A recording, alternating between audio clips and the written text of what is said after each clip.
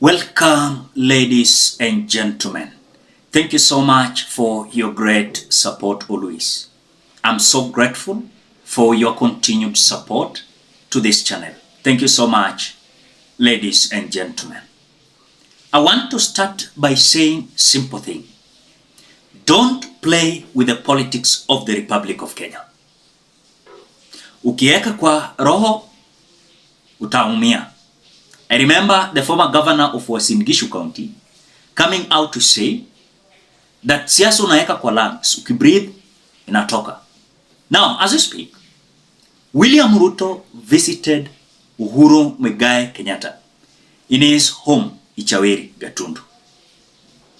As I was just watching and looking at the statement of now William Ruto going to meet Uhuru Kenyatta, and now I'm seeing a scenario whereby we are being told that they promised each other 2013, 2017, Uhuru 10, Ruto 10. In Kiswahili walisema kwamba Uhuru 10, Ruto 10.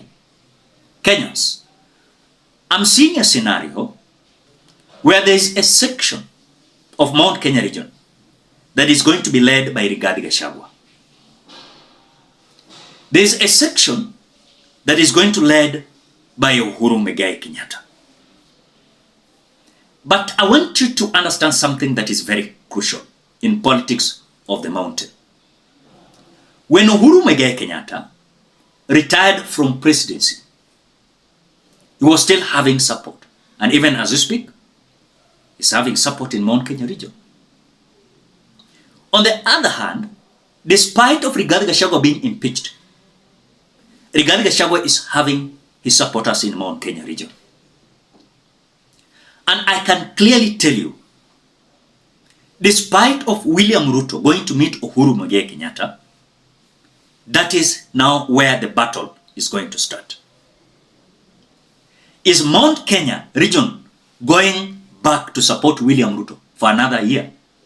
Because of just Uhuru Kenyatta is going to endorse William Ruto. One thing that I can confirm to you today, and I told you here, I don't see any scenario of handshake in between Uhuru Kenyatta and Rigathi Gachagua. The handshake that is likely to come is in between Uhuru Kenyatta and William Ruto. Remember, Rigathi Gachagua was used to destroy Uhuru Kenyatta terribly in Mount Kenya region. You saw certain statements that Rigathi Gachagua came out giving during the campaign period. Ladies and gentlemen, before you continue, as you always do, ensure you like the video. When you like the video, you automatically support the work that I'm doing in this channel, because sometimes you watch and you forget liking the video. So this is just a reminder. As you watch, please ensure you like the video. Thank you so much for that like. Let us continue. Now, what could have happened if today, let me say, now Uhuru Kenyatta is going to defend William Ruto in Mount Kenya region. Then on this side, we are going to have an impeached deputy president who is going to go against William Ruto. Or is there a scenario that Rigathi Gachagua will be back and say, I forgive William Ruto, but I'm still in Kenya Kwanza? Is there a scenario like that? Because for me, remember, politics is just calculation. What William Ruto is doing now is calculation how he's going to be re-elected in 2027. And who is going to lead him in Mount Kenya region? Remember, number one, these members of parliament from Mount Kenya region, they have failed. And they cannot secure any votes for William Ruto 2027. On the same note, William Ruto, as we speak now, cannot access Mount Kenya region alone. What William Ruto is doing is to have another upper hand in Mount Kenya region so that he can access Mount Kenya region for another time. And this comes after he appointed Kithure Kindiki as someone who was going or likely to lead him in Mount Kenya region, because already he has been rejected. But now Kindiki Kithure comes as a man who is also rejected in Mount Kenya region. The question I'm having here, that when I saw the pictures now circulating in social media, I asked myself, is there a scenario where Uhuru Kenyatta is going to say William Ruto Tosha 2027? And what is the strength that Uhuru Kenyatta is having in the mountain against Rigathi Gachagua? Because I know Rigathi Gachagua cannot have handshake with Uhuru Kenyatta. Another thing that I was trying to observe, does it mean that William Ruto's visit to Uhuru Kenyatta's home in ICHAWERI, Gatundu, Kiambu County, is just to block Rigathi Gachagua? Those are the questions we are trying to ask ourselves. Because remember, William Ruto is busy calculating how he's going to be led in Mount Kenya region. And who is this person who is going to lead him in Mount Kenya region? We were told there's a kind of endorsement that Uhuru Kenyatta is likely to endorse Kindiki Kithure. Sijui kama mnapata hiyo scenario. Is that kind of situation? Then now Uhuru Kenyatta will say, I'm retired.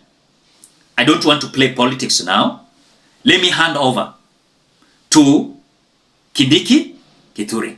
And now Kindiki Kithure is going to be officially the party leader of Jubilee. And now he's going to sweep Mount Kenya region behind William Ruto. But again, another question I'm having, as I was trying to observe, this picture, I asked myself several questions. What about the close allies of Uhuru Kenyatta who are against William Ruto? I can name them. Number one, the current Secretary General of Jubilee Party, Jeremiah Kioni. Number two, the Vice Chairperson, David Murathe. And several others who are in Jubilee, but they are not agreeing with William Ruto. And they are so bitter, they cannot. So what is this sequence? But remember one thing, there's something that I saw Jeremiah Kioni posting in social media, where he posted Kithure Kindiki, and Uhuru Kenyatta, saying if this thing was started earlier on, we could have not reached where we are today. Does it mean there's something being cooked here that we don't know? And now we are being told the way Uhuru Kenyatta is stepping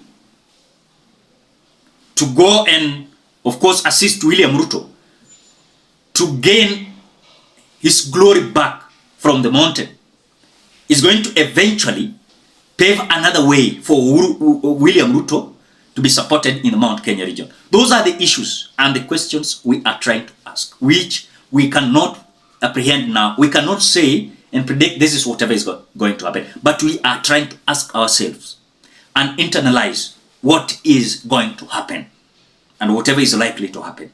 The way I told you, the politics of 2027 is likely to disappoint these politicians. I want you to mark that. There's a possibility of these politicians going to be disappointed. I know, and I know it very clear.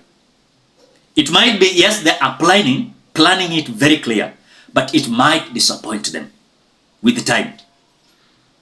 Get assured. I might be right or wrong, but I'm seeing a scenario where a section of Mount Kenya region is going to go with Uhuru Kenyatta. And Uhuru will start saying, no, let us give William Ruto time. He will do this, let us support him for 2027. There's another group of Rigathi Gachagua that will come out to rebel against Uhuru Kenyatta, William Ruto's movement. Maybe, if there's a possibility there. Maybe there is a possibility there. Because you can even tell. The other time, Uhuru Kenyatta and William Ruto met in Embu. Remember, Rigathi Gachagua was neglected. Was sitting in another tent. Uhuru Kenyatta said that was not ready for the noise. Nowadays, you usually watch TV and listen to radios. That is what Uhuru Kenyatta told Kenyans. But remember, as much as we are concerned, you can see the trajectory of William Ruto. Number one, he's looking for someone who will lead him in Mount Kenya region, because one thing, he has been rejected, and he's looking someone who will lead him in Mount Kenya region, and members of parliament are rejected, cannot lead him in Mount Kenya region, the way he did it last time. Number two, William Ruto is blocking Rigathi Gachagua. not to access Uhuru Kenyatta. Na ni fitina, tunajua fitina wamepeleka huko. I know it very clear. Ladies and gentlemen, what do you think? What do you think? Drop your opinion at the comment section below. Otherwise, thank you so much because of your great support. Please consider subscribing, liking, commenting, and sharing this video. Bye bye till you meet in another video.